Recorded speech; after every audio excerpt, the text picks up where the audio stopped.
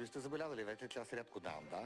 Търся колкото се може по-комплексно присъствие. Тоест не само умение, не само нещо, което ти е дал Господ или си го понаучил, ами и начинът да го облечеш. Винаги искам да има история. История, която се случва в рамките на тия 2 минути. Защото в крайна сметка всичко, което правим за другите, да им разказваме история.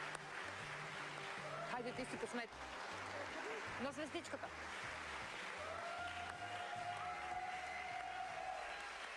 Здравей! Здравейте! Кой си ти? Аз съм Станислав Илиев от Сливен на 12 години. А за какво си мечтае едно момче на твоята възраст? За какво си мечтае едно момче на твоята възраст? Аз обичам да пея и искам да пея по световни сцени. Започнах по наследство, защото и моя брат ходеше на пеене при госпожата ми и решихме да видим с моите родители дали аз имам същия талант като него. Искам да правя дует с Джеймс Артър. Той започна от явяване в кастинг и спечели. И затова той вече е известен и се занимава професионално с музика. Тук съм, за да покажа, че мога да пея. Какво ще ми представиш? Повей ветрена Паша Христова. Добре. Тази е много голяма пропаст, тази песен. Много трудна задача за теб. Ще се справиш ли? Мисля, че да. Добре, сцената е твоя, когато си готов.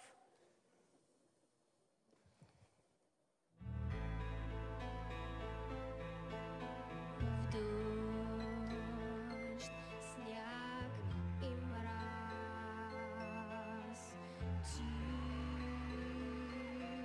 вятър студен,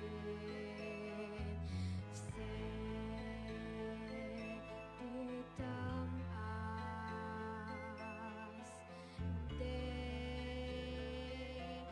в тоя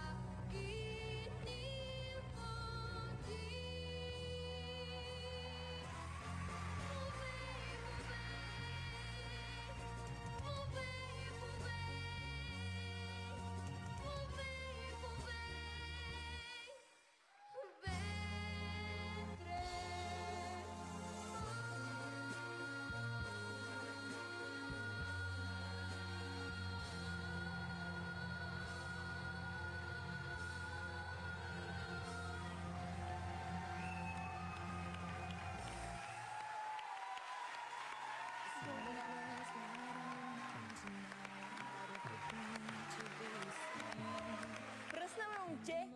Какво беше това нещо? Страхотно се справи. Благодаря. Ако ти продължаваш да пееш по този начин натам, аз мисля, че ти ще бъдеш на финал и си един от претендентите да спечели това шоу. Благодаря. Повей, пътни по ветра е много сложна емоционално песен. Страхотен певец си, от тебе сигурно ще стане голяма звезда, но просто пей песни, които разбираш. Важното е, че си се осмелил да изпееш песен, която нито една певица или певец не смее да изпеят от 50 години вече. Със сигурност мисля абсолютно същото.